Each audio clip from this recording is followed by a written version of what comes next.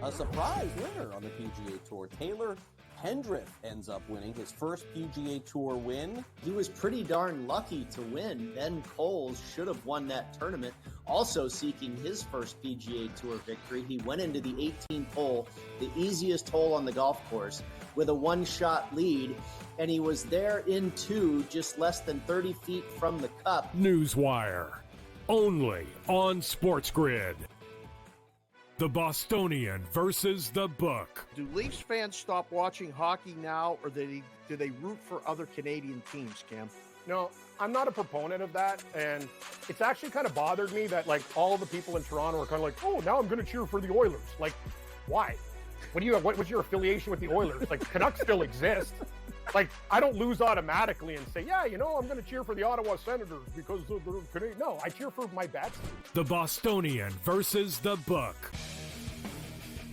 A lot of books, and outside of the New York area, the Canes are actually favored in Game 1 of this series. I'm seeing it right now. I'm looking. I see a minus 115 Canes, Rangers minus 105. I like the 6 and 7 games prop, like I took with Boston, Toronto, which we now know is going to cash. I think it's got a chance to go the distance. It's going to be a long, tough, close series. Sports Rage Late Night, only on SportsGrid.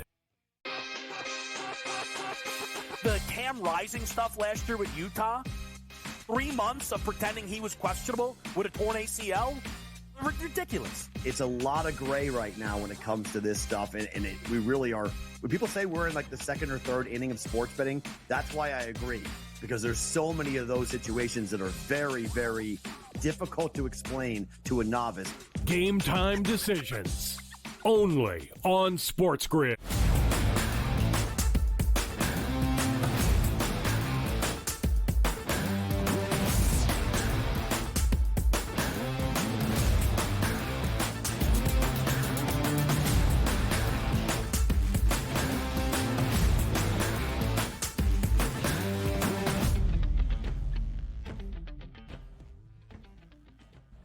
Hello and welcome to a Thursday live right here on the early line on SportsGrid and all across the SportsGrid network. That includes sportsgrid.com/watch, where you can find your favorite destination and consume everything all across the grid. He is Donnie Rightside. I am Ben Stevens. We are here together for the next 3 hours up until 11 a.m. Eastern time. A huge Thursday in the world of sports. We look back on a Wednesday night, a doubleheader of NBA playoff action, 2 Game 5s featuring the top overall teams in each conference. One already on to the conference finals round. The other in danger of being eliminated here in the second round of the NBA playoffs. To the ice we go after that. Major League Baseball recaps from a jam-packed Wednesday. The NFL schedule was released on a Wednesday evening as well. Insert X social media team was rather creative on your favorite social media app. And DRS on this Thursday. It is the opening round of the second major championship this year in golf, the 2024 PGA Championship. Now, a lot of big things happened in sports yesterday, but let me say this. Getting choked up a little bit. I could. The Dallas Cowboys, they finally listened to me, the NFL. They're going to play a true road Thursday football game for the first time in their history. It's been my cause. It really has been my cause, and they finally listened. All right, let's get back to it. The Cowboys finally play a Thursday night true road game, people. It's happening right in front of our eyes. Let's move on and get ready for the show, because now I got that energy. I just wanted to get the emotional moment out of the way here. That's all. I think we were breaking down the NBA playoff games 2 days ago to start hour 3 when you brought up the Cowboys not being forced to play a short week true road Thursday night football game in their history in the NFL. And I thought that was rather random, but to see it pay off about 48 hours later, congrats to you, Donnie Rightside. Maybe not so congratulatory to the Dallas Cowboys. But we'll look at the marquee matchups that we got throughout the entirety of the 2024 NFL season as the full schedule for all 32 NFL organizations unveiled last night. But we start in the NBA playoffs with the number 1 overall seed in the Eastern Conference. The NBA's best team, frankly, all year long. In only 5 games, wins its second consecutive playoff series and advances to the Eastern Conference Finals for a third straight year. That's the Boston Celtics. 15-point win last night at home inside TD Garden over the Cleveland Cavaliers, 113-98, as expected. But before game number 5, we got the big news out of Cleveland. No Donovan Mitchell, no Jarrett Allen, no Karis LeVert. Line ballooned to 16 points prior to tip. So the Celtics, technically even winning by 15, do not cover. But Boston, in 5 games, wins this second round series 4-1. And it was what was supposed to happen. Without your superstar player against a better opponent, you're not supposed to win those games, particularly on the road, even though Mobley gave you 33 points. You saw Marcus Morris Jr. coming off the senior, 25 points off the bench, knocked down 5 triples. Sam Merrill, 3 triples off the bench, but it still wasn't enough because you're not as good as the Boston Celtics. This was anticipated, but also, as you pointed out, man, sometimes it's not about what line you get. It's when you get that line. 13.5, 14.5, 15.5, 16 came right into play. Celtics are moving on. No surprises here, Ben. Yeah, no surprises whatsoever. Boston was a minus 1,500 series outright favorite before this set even got underway. That was with a healthy Donovan Mitchell, who misses the last 2 games of this series. But again, as we were breaking down the basketball game yesterday, the C's were a 14.5-point home favorite. I hope you got in on the number then and not after Spida and Karis LeVert were officially ruled out. To the other conference we go with the other number 1 overall seed, the Oklahoma City Thunder, in a series tied at 2 games apiece against the Dallas Mavericks. The Thunder back at home last night in OKC, but no home cooking in Oklahoma City. Dallas goes on the road behind a 31-point triple-double and a dominant Luka Doncic performance as Dallas wins Game 5 outright as a 4.5-point underdog, 104-92. The Mavs, now DRS, take a 3-2 series advantage. We'll cover this game more in the next segment here, but let me just get this point out here, which I talked about yesterday. Your biggest players in the biggest games need to come up big, and Luka Doncic absolutely did that yesterday. And no shame for SGA either, getting his typical between 27 to 35 points. He landed right in that range once again. The stars were there, but the star was just a little bit brighter on the side of Dallas. Yeah, it certainly was. So good for Dallas in basketball, not so good for Dallas on the ice in the Stanley Cup postseason. The Stars at home in game number 5 took an early 2-1 lead with a series clincher on the line, only for the Avs to respond. Colorado steals one on the road in Texas, 5-3 to keep their season and this series afloat. The Avs will head back to Denver for game number 6.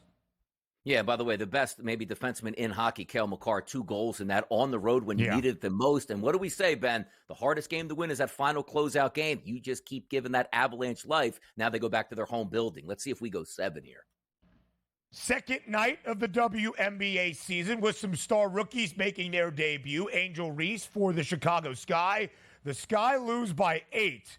I bet them when Chicago was an 8.5-point underdog yesterday against, I believe it was, as I check here, the Dallas Wings. Yes, it was 87-79 the final. Line closed at 7.5. I was sweating it out. This game was tied at 75 all with about 2.5 minutes remaining. Arike Agumbawale on the other side for Dallas paces them through the finish line. Cameron Brink, the second overall pick in the 2024 WNBA draft, makes her WNBA debut last night for the LA Sparks against the Atlanta Dream, but behind 25 points from Ryan Howard. Atlanta wins big on the road. And by the way, take a look at some of these opening night statistics here. And I'm not talking about on the court. I'm talking off the court and people viewing it here. Big numbers for the WNBA at the right time here. So it looks like this sport gaining momentum, people, as we watch. What Donnie is referring to was Caitlin Clark's WNBA debut on Tuesday night. Drew in an audience of 2.12 million viewers, becoming the highest watched WNBA game since 2001. The first to get more than 1 million viewers since Candace Parker's WNBA debut 16 years ago in 2008. Caitlin Clark, a market mover to the nth degree. Now we go to Major League Baseball. The Baltimore Orioles back in action after a rainout on Tuesday with an early game on Wednesday, and Adley Rutschman walks it off for the O's. A 3-2 win for Baltimore over the Toronto Blue Jays inside Camden. Yeah, it's a big win here coming back on that. And also, we had a pitching change there for Toronto. It seemed like it worked in spades here with Kikuchi on the mound. Low-scoring game. Yeah. Orioles needed that one. Got it in a clutch moment down at Oriole Park at Camden Yards. They were down 2-1 in the home half of the ninth. It was a 2-run shot for Adley Rutschman to win it in Baltimore. The O's win that game 3-2. Now to the NFL schedule reveal. DRS, what a day it was. All 32 NFL teams now know the entirety of their schedule, all 17 games, when exactly they are going to be played in terms of day of the week, and what time those games are scheduled to be played at a moment. The New York Jets, 6 primetime games in the first 11 weeks of the season. We will see a lot of Aaron Rodgers to begin. Yeah, and that's expected here. That's a big market here with a big player that missed out on last year. We'll see how they come back this season. But also, I think the NFL hit home runs here. Opening night, the first Friday night, as well as Thanksgiving and also Christmas. We got some barn burners in the biggest moments. The Christmas Day doubleheader on a Wednesday is going to be jam-packed, but it's streamed exclusively on Netflix for the first time. It's the Texans and the Ravens, the Chiefs and the Steelers. A great Christmas Day slate, but again, only on Netflix. The PGA Championship now underway at Valhalla. The two guys entering as the frontrunners, Scotty Scheffler, 4-1 as the pre-tournament favorite. Rory McIlroy looking for his first major title in 10 years since he last won the PGA at Valhalla. He entered at a plus 750 price. Plenty of live updates from Louisville coming your way later in the show.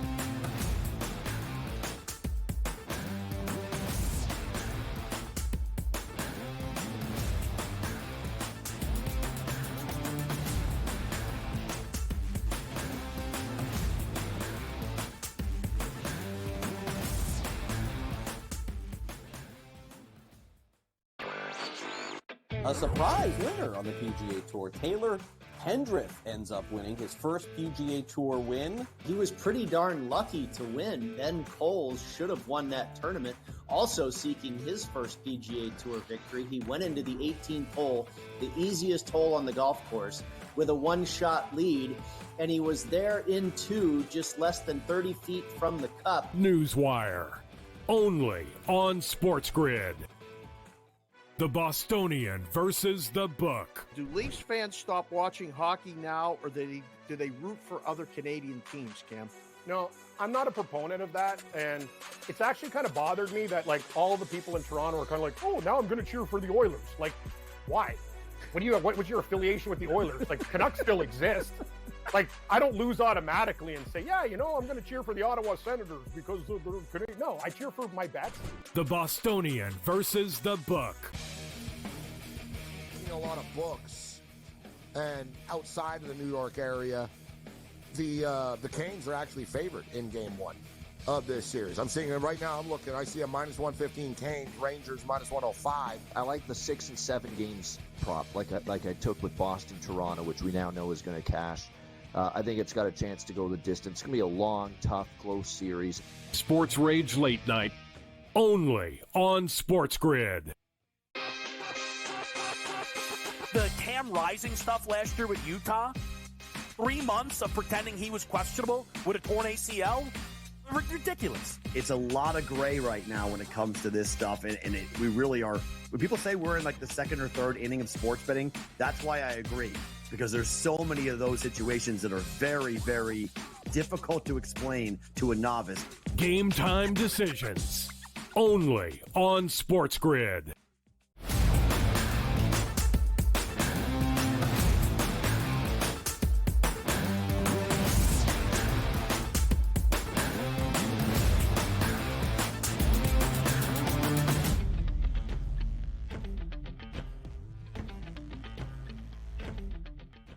Around the association we go, a doubleheader of Game 5s last night in NBA postseason action that featured both of the 1 seeds. Out west, it was the Oklahoma City Thunder hosting the Dallas Mavericks. In the Eastern Conference, the Boston Celtics making quick work of the Cleveland Cavaliers. But we start in OKC. The Thunder in Game 5, tied in a series at 2 games apiece in this second round against Dallas, a 4.5-point favorite. Expected to take a 3-2 series lead, but it was the other side of things last night in Oklahoma City. The Mavs go on the road for a second consecutive time in OKC. Dallas wins outright as an underdog, 104-92. The Mavericks triumphant behind a 31-point triple-double from Luka Doncic, who said after the game, "I'm done complaining, I'm just hooping," and that's exactly what he did. Dallas takes a 3-2 series advantage over OKC. One win away from the Western Conference Finals. The Thunder one loss away from their season coming to a close. Get a little help from your friends here. That's always a key, particularly on the road. You take a look at the Dallas Mavericks, had, 5 guys score in double digits. Usually it's been P.J. Washington stepping up. He only had 10, but still chipped in at 2 of 7 from three-point range. But look at Jones Jr., 19 points in that game, 3 of 5 from three-point range, hitting early. But I always would like to say this. We've watched a lot of games that Luka Doncic has played basketball. And every single game, I come away impressed, like, man, I never saw him do that before. Just the passing, the ability to shoot from long range, to get to the rim. And it's always fun to see. We watch players like Allen Iverson in the past, ultra quick guards, De'Aaron Fox. Like, yeah, I understand why they score. They're just faster than everybody. Luka looks like he goes in slow motion, but is yet able to get by everybody and anybody that he wants. And also the anomaly, Ben, in this series is you come into the playoffs. What is it supposed to be for the Dallas Mavericks? Doncic dominates along with Kyrie. Hopefully we can get somebody else to step up. Look at Kyrie Irving, 12 points last night, multiple times this series alone in single digits. But yet we take a look at that series lead. It's 3-2 Dallas, not 3-2 Oklahoma City. This is a best of 3 that started last night with OKC being 33-8 on their home court and the number 1 overall seed. You're supposed to win that game. Dallas was just the better basketball team because their superstar shined the brightest. Now, we'll talk about Oklahoma City coming up and what they need to do better, but I was just so impressed by the defense of Dallas and the execution and the triple-double by Luka Doncic. 92 points only for the Thunder at home. Shai Gilgeous-Alexander does what Shai Gilgeous-Alexander does. He scores 30. He stays under his points prop of 31.5, but he does score 30. Outside of SGA, not much happening offensively for OKC. Jalen Williams stays under, only finishing just above 10 points. Not an efficient night from Chet Holmgren either. We'll get to Luka Doncic in just a moment, but Dallas as a team, Donnie, booked as a dog now 4 times in this postseason. 3-1 straight up, thus 3-1 against the spread. 3 consecutive unders in this series as well. Last night's total closes at 212 and a hook. It was the smallest over-under we had seen so far in any of the 5 games of this conference semifinal set. And it stays under. OKC under in 7 of its 9 playoff games so far in this postseason run. And that, of course, was the story last night, not even getting to 200, 196 in combined points. Now, as we talk about Luka Doncic, a lot was made of Luka following Game 4, barking at refs, seemingly more focused on the officiating than his own offensive output. Just 6 of 20 from the floor. Not a good night offensively. Last night, 12 of 22. And what has been the key ingredient, Donnie, for Doncic's success and thus Dallas's? Luka from 3. 5 of 11 last night. 31 points, 11 dimes, 10 boards, an all-world performance out of one of the best in the association. Yeah, and we get those insider reports, too, from Dallas saying this was the regular season, let's just say in January, February, he probably would be sitting out this games with the injuries that he does have. But in the playoffs, you can't afford your superstar players to sit out because you'll be going home sooner than later. But also the fact that we talk about those 92 points on their home court. Dallas not really known for a great defensive team, but certainly stepping up in some of the biggest moments. But let's talk about their offense, too. When you go on the road in a hostile environment, you do want to say to yourself, okay, we probably won't shoot as well as we usually do at home. 53% from the floor as a team, 40% from three-point range, which included 14 of 35. So you were shooting with volume there. Shot 77% from the free throw line, even though they only got there 13 times. Just so impressive to watch this play out because I thought OKC had wrestled this series back after game number 4. Now that's not the case. That showed me a lot for the Dallas Mavericks. And again, we're still not getting those Kyrie efforts. It's like, okay, Kyrie took the mantle tonight. 33 points, 27 points, 5 3-point shots made. So this is really impressive the way the Dallas Mavericks are winning, where it's not always going according to plan, but you know as well as I do. Give me your superstar in the biggest moment. Give me a high usage rate like Yuka had yesterday. Back-to-back performances with triple-doubles. One was ugly, one was pretty. PJ Washington cooling down as well, just 2 of 7 from deep, snapping a 3-game streak for the Mavericks forward where he made at least 5 threes last night, only 10 points. So OKC entered last night, not just a 4.5-point favorite for what could be a decisive Game 5, but also a minus 150 series outright favorite. Now a completely different number as we will head to Dallas on Saturday night for game number 6 and the potential series clincher for the Mavs at home, the potential elimination game for OKC. Minus 420 in favor of Dallas to win this series outright. They will have 2 opportunities and booked as a 4.5-point favorite with a few days off before we head to Dallas on Saturday.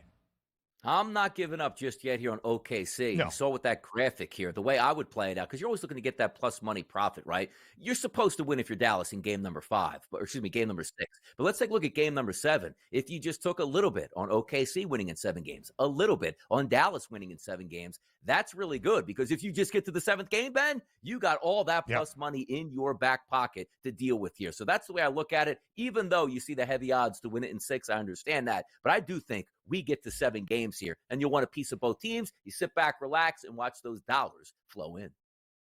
I think that's a great handicap, DRS, because the Mavericks a 4.5-point favorite, but OKC is one on the road. Dallas is one on the road twice in this series, every time booked as a dog. And the Thunder just plus 152, and that money line number for Saturday evening and game number 6. Plenty of plus money if you think we are getting 7 back in Oklahoma City next week. Game 5, we will not see 7 as the Celtics win their second-round series over Cleveland. We'll tell you how next.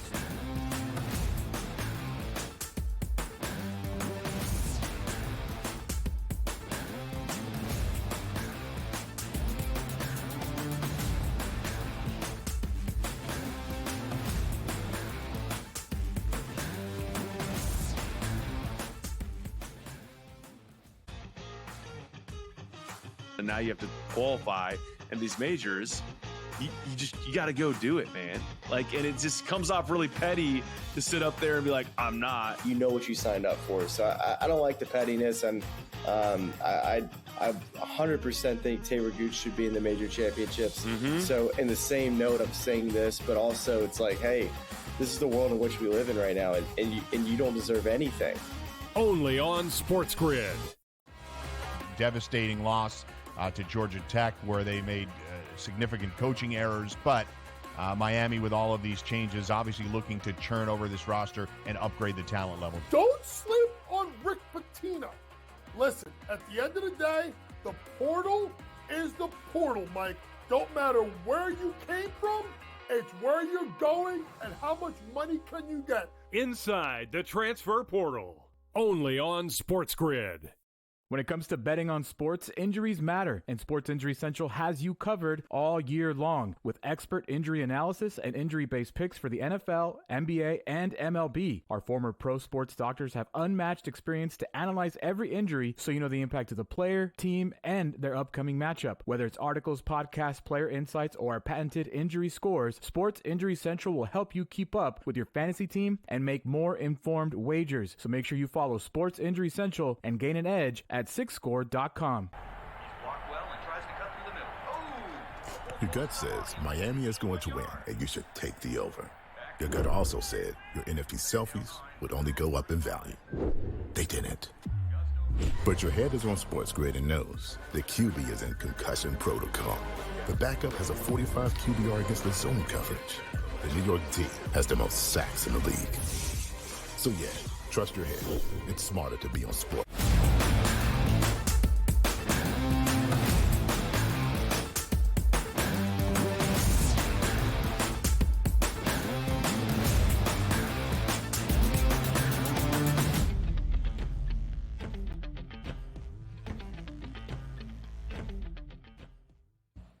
The story has really been the same for the Boston Celtics so far in this 2024 NBA postseason. For a second consecutive round, the Celtics win in 5. For a third straight year, Boston advances to the Eastern Conference Finals. And when the Celtics win, they often do so by at least 13 points. last night, 15-point win for Boston over Cleveland, 113-98. But that's not truly the full story.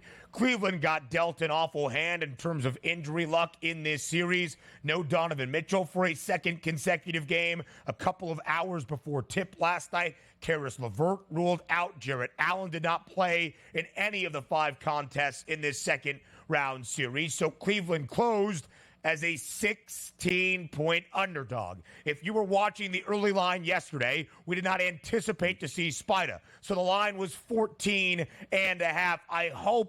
I pray for you that you bet Boston at that number, so the Celtics covered in a Game 5 victory by 15 points and didn't miss out by just a lone point last night inside TD Garden.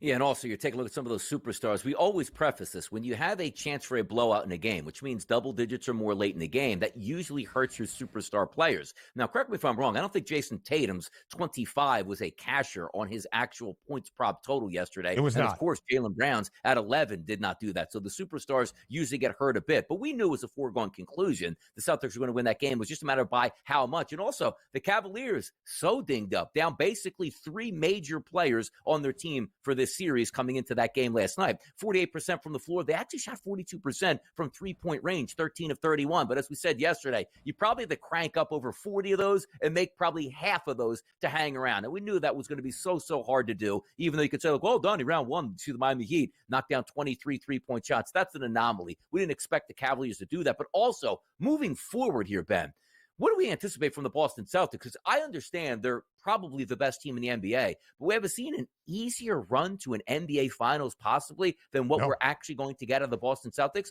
Now, credit them. You still have to win the games, and these are the games on the schedule. Right. You can't say, oh, they got to play an all-star team every night to prove their worth. I just want to see how that winds up in the NBA Finals because there's 2 trains of thought. You face adversity, you got to the finals, you're ready to go, and/or, well, we cruised and we didn't really have any real playoff games technically here to sweat it out, and now we find ourselves up against, let's just say, the Denver Nuggets. I'm interested in that, but Boston was supposed to win last night, and by margin, and they were right around that number.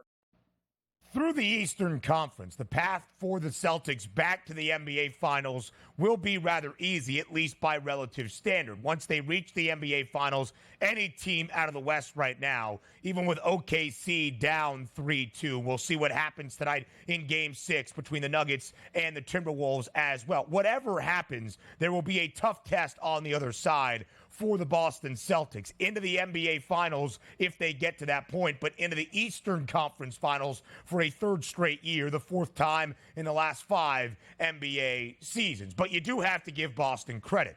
8 playoff victories for the C's. They have won 7 of the 8 by at least 13 points. Again, depending on where you got the number last night, they have either covered in 6 or 7 of the 8. We'll call it 6-2 against the number with that closing line at 16 points in favor of the C's. But they haven't just been winning games they've been expected to, where they've been booked as at least a 7.5-point favorite in all 10 playoff games by a bucket or 2. They have been consistently winning by double digits. Over in 5 of their 10 playoff games. Total closed at 204 and a hook last night. A couple of props, though, for the Cleveland Cavaliers that we highlighted yesterday. The German guy, but really from the Chicagoland area, Max Strus, 9 dimes yesterday. His assist prop was 3.5. We highlighted it for you over with some plus money. He also made 3 triples. Jason Tatum, who's coming off back-to-back games in the land of 33 points in both,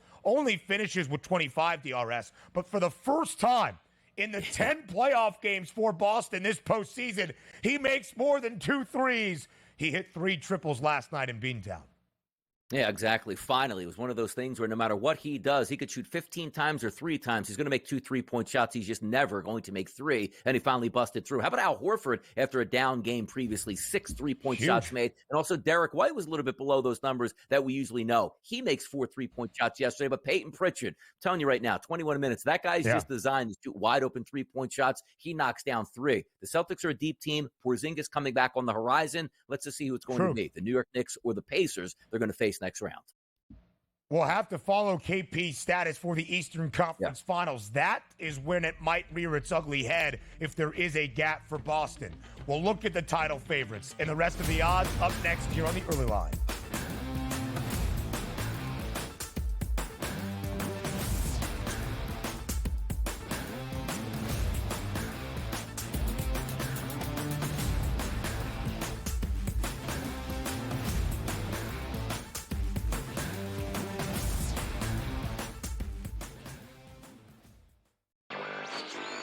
A surprise winner on the PGA Tour. Taylor Hendrick ends up winning his first PGA Tour win. He was pretty darn lucky to win. Ben Coles should have won that tournament.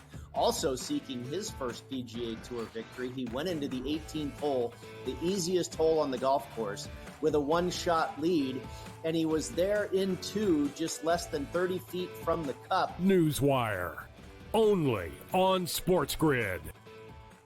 The Bostonian versus the Book. Do Leafs fans stop watching hockey now, or do they root for other Canadian teams, Cam? No, I'm not a proponent of that, and it's actually kind of bothered me that like all the people in Toronto are kind of like, oh, now I'm going to cheer for the Oilers. Like, why? What was your affiliation with the Oilers? Like, Canucks still exist. Like, I don't lose automatically and say, yeah, I'm going to cheer for the Ottawa Senators because they're Canadian. No, I cheer for my bats. The Bostonian versus the Book. A lot of books, and outside of the New York area, the Canes are actually favored in Game 1 of this series. I'm seeing it right now. I'm looking. I see a minus 115 Canes, Rangers minus 105. I like the 6 and 7 games prop, like I took with Boston, Toronto, which we now know is going to cash. I think it's got a chance to go the distance. It's going to be a long, tough, close series. Sports Rage Late Night, only on SportsGrid. The Cam Rising stuff last year with Utah, 3 months of pretending he was questionable with a torn ACL, ridiculous. It's a lot of gray right now when it comes to this stuff, and we really are. When people say we're in like the second or third inning of sports betting, that's why I agree, because there's so many of those situations that are very, very difficult to explain to a novice. Game time decisions, only on SportsGrid.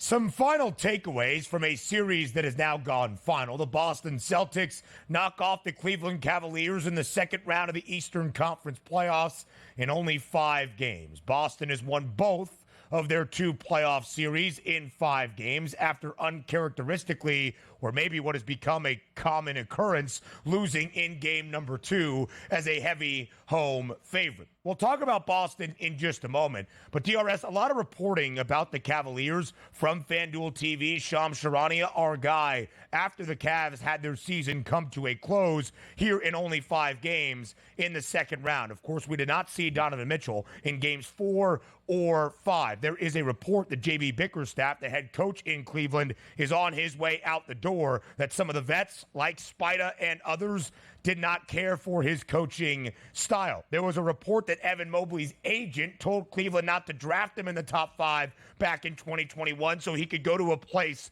like Oklahoma City. And Darius Garland's agent is telling people that if Spida returns to the land, that Garland's going to look for a new NBA organization. One of my favorite things about the NBA, the offseason drama almost outweighs even a playoff appearance for an NBA franchise. And as soon, and I mean literally as soon as a season comes to a close, all of these storylines that have apparently been building up over a season or multiple just come flooding out.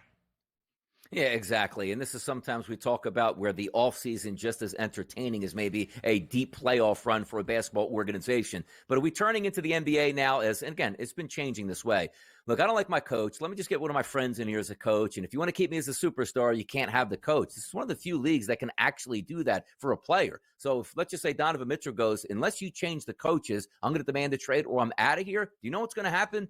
Donovan Mitchell's not going to be out of there. The coach is going to be gone. If he wants to stay in Cleveland, he will be there. But if he wants to leave, there's nothing really you can do. Same thing that we saw with Dame Lillard. Now, depending on where you go and that exact destination you want to get to, typically NBA players can choose that destination. But we saw last year, Dame wanted to go to Miami, and everybody thought he was going to Miami at the last minute. We're talking football, and it's like, oh, look at this trade that just went down. Dame went to Milwaukee. So be careful what you ask for at this point if you're Donovan Mitchell. But the NBA superstars do hold all the cards in their organization. That's true.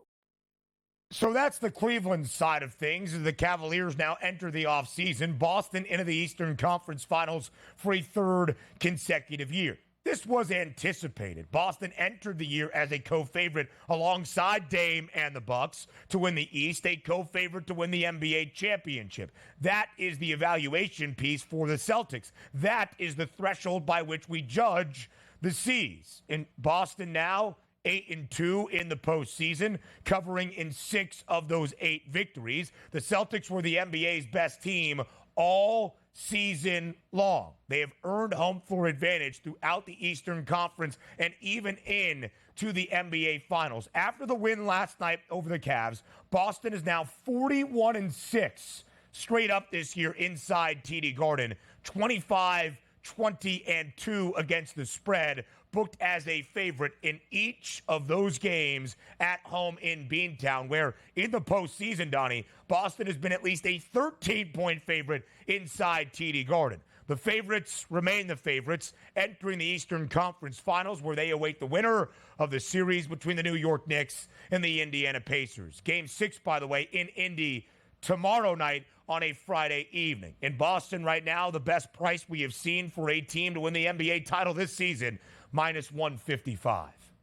Yeah, and by the way, that number's a little bit higher than I thought it would be this morning because it was supposed to be a foregone conclusion yesterday that they would win. The interesting part is, obviously, with the FanDuel Sportsbook, they're not just looking at the Boston Celtics. It's who they might match up against. And I wonder if it was like, okay, we know Dallas is good, but OKC, technically the better team over the Dallas Mavericks. They lost that game, so maybe a little bit extra push for the Boston Celtics. I can't imagine that -1. Again, -155 does surprise me a little bit because we expect the Boston Celtics to continue to move forward. I don't know how much deeper this number can actually get. Like, it can't go to a -200 price. That doesn't even make any sense at this point. So I'm a little bit flummoxed at this -155. I thought it would stay in that -140-ish range, but yet here we are. A lot more money coming in on the Boston Celtics and a lot more belief. So the last few days we've had the conversation, how large do these numbers get? How strong is the price in favor of Boston? I agree with you, Donnie. I don't think it has much more to go before Boston reaches the NBA Finals. If they were to play the Denver Nuggets, could it approach -200? If they were to play any other team, the Mavericks or the Thunder, would it be greater than 2 bills? Probably, just because of the questions we have about both of those NBA teams. But at the moment, I don't expect it to be any better than -155 as we await the winner of the series between the Knicks and the Pacers. But we did say we weren't sure we were going to see the Celtics get much stronger than a -600, -650, -700 favorite to win the East. They're almost a 10-1 favorite in minus money at -950. Is that the favored price for Boston in the Eastern Conference Finals? Will that be what the series outright number is, regardless of who the Celtics face? It probably will be at this point, depending on what news we get back, right? If it's the Pacers, I don't know how that number changes all that much, but we're trying to focus on the Knicks right now and what we're going to get out of OG Anunoby moving forward, because that'll be a much more competitive series with him in the lineup. But there is no stop. Like, I think there's a stop number on the NBA championship odds here, FanDuel, for the Boston Celtics. There's not really a stop number here on the Eastern Conference, because what have we been preaching?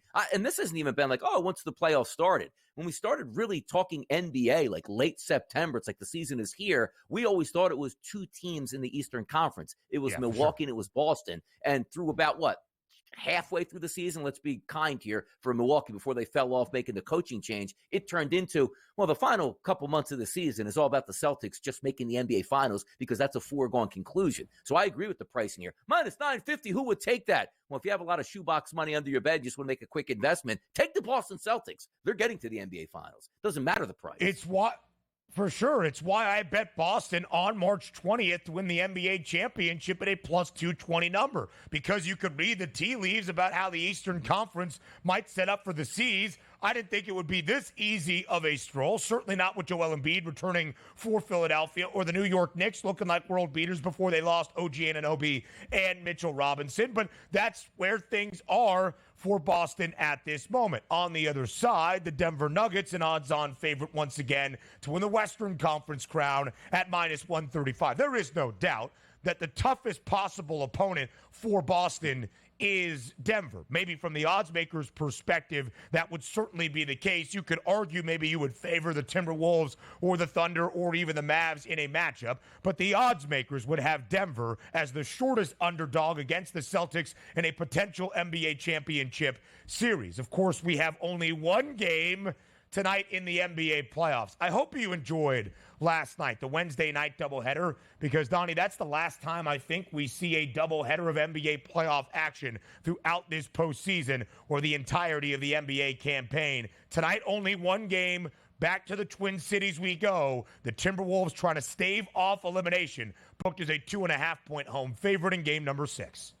Yeah, and it is a shame of that, too. But it's what happens when you go towards a championship. Less and less teams are involved, so we don't have those NBA triple headers, which we were loving, the double headers. A lot of good stuff to talk about. Playoffs on the line. It's why we always root sometimes as content people, saying to ourselves, you know what? If this goes, it's supposed to close out in 5, but we get game 6. We love that. Same thing in hockey. Like, just extend these series gives us a lot more fun things to talk about. And also, when we talk about fun things, there's nothing really fun about the Eastern Conference right now. It's Boston. Just move them into the NBA Finals, where we're really sinking our teeth here into the Western Conference. Let's see if we can get some game 7s in the Western Conference to at least keep the ability to have a night-to-night basis talking big-time NBA basketball. And I think there's a chance that both of these sets go to 7. Again, Denver, the underdog on the road tonight with a win. The Nuggets back into the Western Conference Finals for a second straight year. Minnesota, with a win, would force a Game 7 at altitude this weekend in the Mile High City. In game number 6 between OKC and Dallas in Dallas is on Saturday night. Now we go around Major League Baseball, looking back on a full Wednesday slate in the bigs. Up next.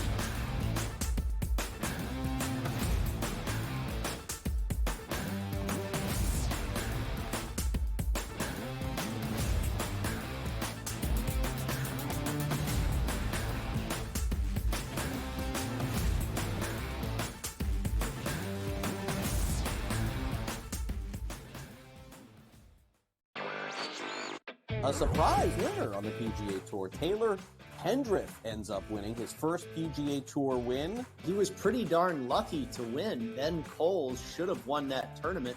Also seeking his first PGA Tour victory, he went into the 18th hole, the easiest hole on the golf course, with a one-shot lead, and he was there in 2, just less than 30 feet from the cup. Newswire, only on SportsGrid. The Bostonian versus the Book. Do Leafs fans stop watching hockey now, or do they root for other Canadian teams, Cam? No, I'm not a proponent of that, and it's actually kind of bothered me that, like, all the people in Toronto are kind of like, oh, now I'm going to cheer for the Oilers. Like, why? What was your affiliation with the Oilers? Like, Canucks still exist. Like, I don't lose automatically and say, yeah, you know, I'm going to cheer for the Ottawa Senators because they're Canadian. No, I cheer for my bets. The Bostonian versus the Book. A lot of books, and outside of the New York area, the Canes are actually favored in game 1 of this series. I'm seeing it right now. I'm looking. I see a minus 115 Canes, Rangers minus 105. I like the 6 and 7 games prop, like I took with Boston, Toronto, which we now know is going to cash. I think it's got a chance to go the distance. It's going to be a long, tough, close series. Sports Rage Late Night, only on SportsGrid. The Cam Rising stuff last year with Utah, 3 months of pretending he was questionable with a torn ACL, ridiculous. It's a lot of gray right now when it comes to this stuff, and we really are. When people say we're in like the second or third inning of sports betting, that's why I agree, because there's so many of those situations that are very, very difficult to explain to a novice. Game time decisions, only on SportsGrid.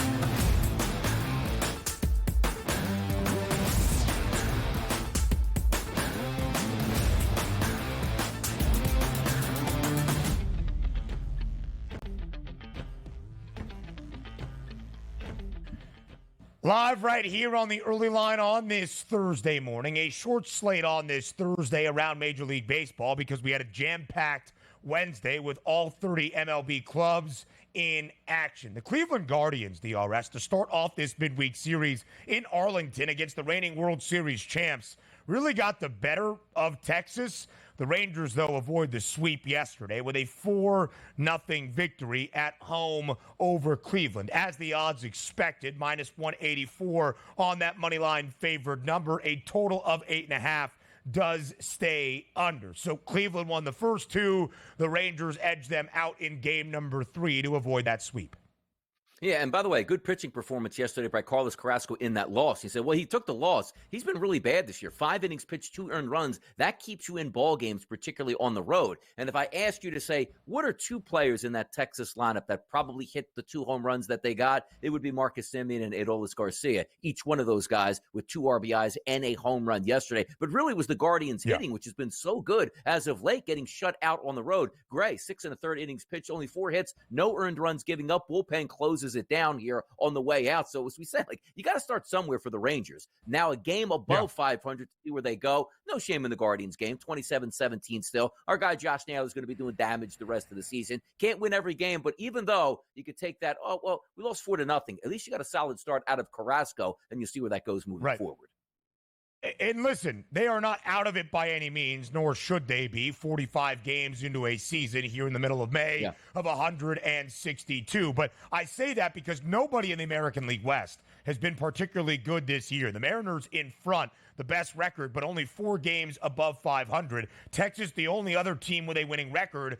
The A's still in front of the Astros, but Houston has won 4 straight, including over Oakland yesterday in 5 of their last 6. Houston trying to rally, but nobody in the American League West at this moment is all that great. Cleveland, meanwhile, still sits in front in the American League Central by a 1.5 games over the Royals. 2 games in front of the Twins. Both the Royals and Twins defeated yesterday. That included Minnesota at home against the New York Yankees, who for a second consecutive day go into Minneapolis and get a victory. 5-0 for New York yesterday over the Twins on a huge day for Aaron Judge. A slow start to this year, but over the last week, number 99 in pinstripes has been picking it up. 4 for 4 at the dish yesterday, including nearly a 470-foot home run at Target Field. 3 doubles as well, and drew in a walk in his 5 plate appearances. Aaron Judge is getting hot, and the Yankees are taking advantage. They got 10 hits off of Pablo Lopez, one of the better pitchers in Major League Baseball, in 6 1/3 innings, gave up 3 earned runs, which against the Yankees, that should be able to keep you in it, and technically it did, but Minnesota just didn't show up at the plate. I thought we had a pretty good chance for the left-handed bats of the Minnesota Twins to come up against Stroman, who's been a good pitcher, but struggled a little bit with left-handed batters, and there's a plethora of those in the lineup for the Twins. Just didn't work out. But to your point here, Judge now hitting 255. Doesn't sound great, but just a few weeks ago, he was around like that 210 mark. You take a look at Giancarlo Stanton, same thing. He's now up to 243. Both of those guys getting RBI yesterday. You got to get those big guys cranking here in that lineup. And the one thing we do know is even though Soto only went 1 of 5 yesterday, hitting 310 in that lineup, he is going to be a table setter all season long for those big guns behind him here. Nice win for the Yankees on the road. Competitive team with the Minnesota Twins, but I like where the Yankees are going. 29 wins now on the season. They look really good. And the Yanks were the underdog. Minnesota a minus 136 money line favorite with Pablo Lopez. The Yanks plus 116 on that closing money line. Total stays under 8, of course, as the Twins have only scored 1 run in these 2 games so far against New York. The Yanks as an underdog only 10 times this year. That shouldn't be the surprising part, but they are 6-4 straight up. Philadelphia DRS continues to play really good baseball. An interesting 4-game series, if you want to call it that, or 2 back-to-back 2-game sets. We started off this week in Queens between the New York Mets and the Philadelphia Phillies. Yesterday, we flipped to the bank in Philly. Either way, the Phils have won all 3 games this week against the New York Mets. 10-5, the victory yesterday. Huge 4-run 5th inning for the Phils. And, Donnie, the story has been not Aaron Nola, not Zach Wheeler, but maybe both of those, but mainly Ranger Suarez. 8-0 in MLB best. 8 wins so far for Suarez as they win 10-5 over New York. And quite frankly, 5 innings pitched here at 0 earned runs. He actually scored. There's 2 runs scored while he was on the mound, but that's because the center field was just dropping pop flies and allowing unearned runs left and right. So it was a sloppy performance in the field for the Philadelphia Phillies, but still 10 runs at the plate. Bryce Harper continues to be a monster. 3 more RBI, putting his name back into that MVP race. Yes, the Philadelphia Phillies aren't playing great baseball teams on a night-to-night basis, but they're pounding those bad baseball teams and getting great pitching as they go. 31-13. We're approaching the best start in the history of the Philadelphia Phillies franchise, which is incredible. But as we know, they typically play their best when we take a look at maybe August and or September. Nobody else in MLB as of this moment has hit 30 wins, and the Titans have 31 and 13. Yep. The only team in Major League Baseball with a winning percentage greater than .700. That's 70%. The Dodgers have 29. They lost yesterday in San Francisco. The Yankees, with the victory yesterday over Minnesota, have 29 as well. The Atlanta Braves were off to a great start this week, shutting out the Cubbies. Chicago in 2 games in the ATL did not register a single run. They get their revenge yesterday over Charlie Morton, who allowed 3 earned in only 3 innings. Javier Assad on the other side, 4-0, a scoreless performance out of 6 innings yesterday, and the Cubs finally score 7-1, the victory in Atlanta.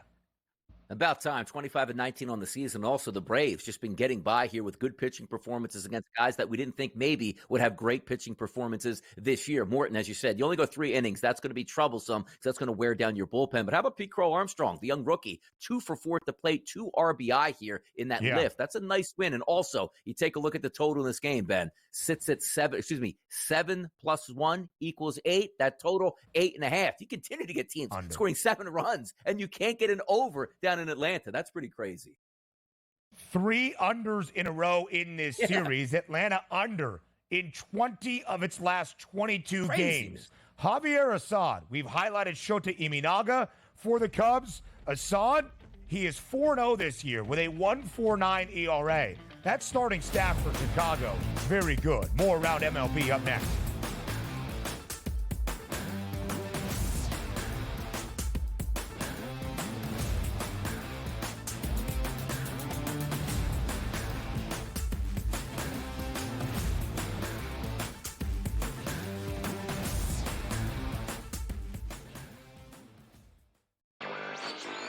A surprise winner on the PGA Tour. Taylor Hendricks ends up winning his first PGA Tour win. He was pretty darn lucky to win. Ben Coles should have won that tournament.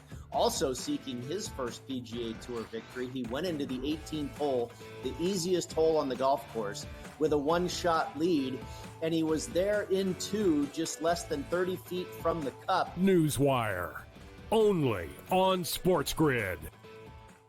The Bostonian versus the Book. Do Leafs fans stop watching hockey now, or do they root for other Canadian teams, Cam? No, I'm not a proponent of that, and it's actually kind of bothered me that, like, all the people in Toronto are kind of like, oh, now I'm going to cheer for the Oilers. Like, why?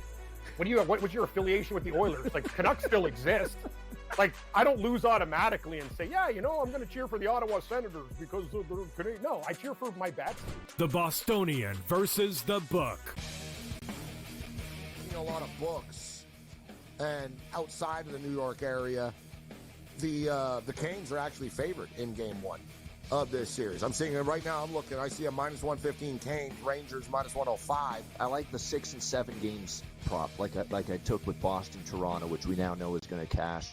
I think it's got a chance to go the distance. It's going to be a long, tough, close series. Sports Rage Late Night, only on SportsGrid. The Cam Rising stuff last year with Utah, 3 months of pretending he was questionable with a torn ACL, ridiculous. It's a lot of gray right now when it comes to this stuff, and we really are. When people say we're in like the 2nd or 3rd inning of sports betting, that's why I agree, because there's so many of those situations that are very, very difficult to explain to a novice. Game time decisions, only on SportsGrid.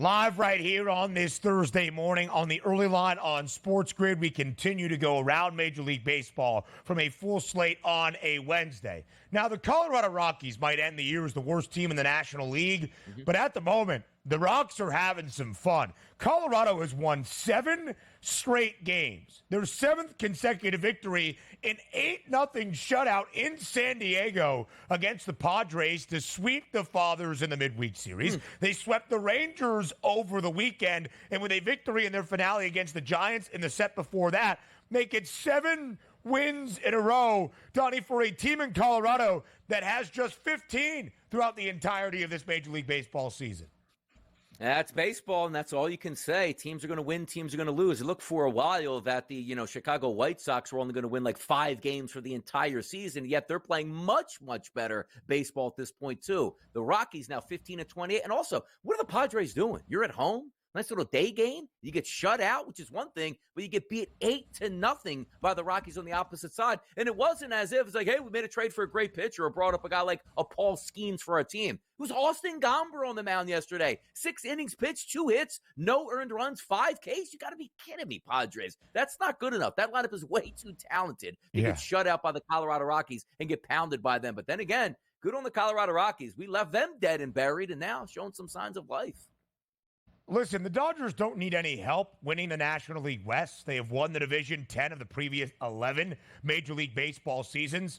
But when they're the only team above 500, when they're the only team that is not 2 games below 500 or worse, and have a 7.5-game lead here before Memorial Day, the rest of you guys, that includes the Padres, the reigning NL pennant winners, the Diamondbacks, the Giants, and these Rocks, you guys are making it too easy for LA, who actually lost yesterday against a divisional foe in their California rival in San Francisco. So, as we continue to spin it around Major League Baseball, our guy Vinny P did not step up yesterday. The Royals scored 2 runs all off the bat of Bobby Witt Jr., neither a base hit, a sac fly, and a fielder's choice, as the Mariners win the series finale and this midweek set against the Royals. Seattle victorious 4-2 yesterday, nearly $1.50 favorite on that money line. A total of 7.5 stays under.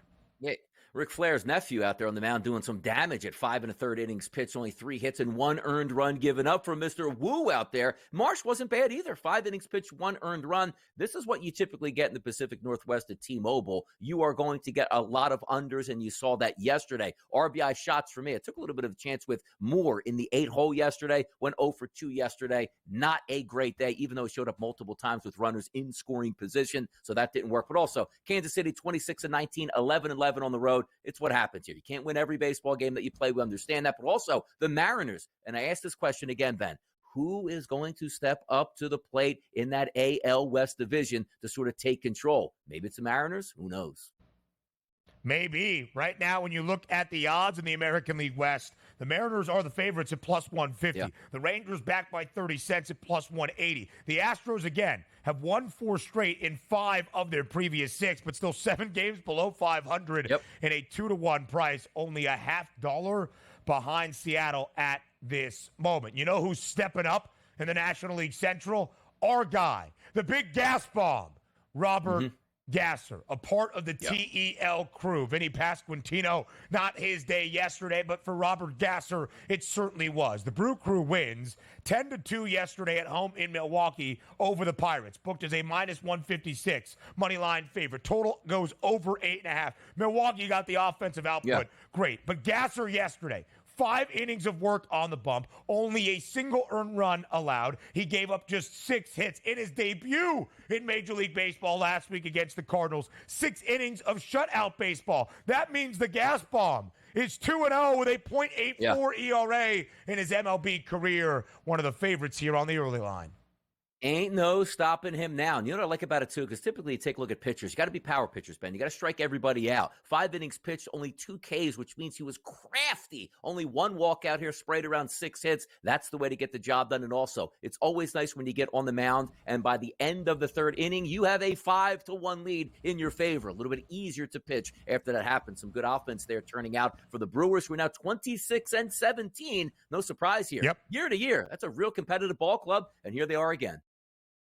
a game and a half up over the Chicago Cubs for that number one spot in the National League Central. Those are the only two teams above 500 or not 6 games below 500 or worse in the NL Central at this current juncture. Hour 2 of this Thursday on the early line is on the way with a ton of looks at the NFL schedule next.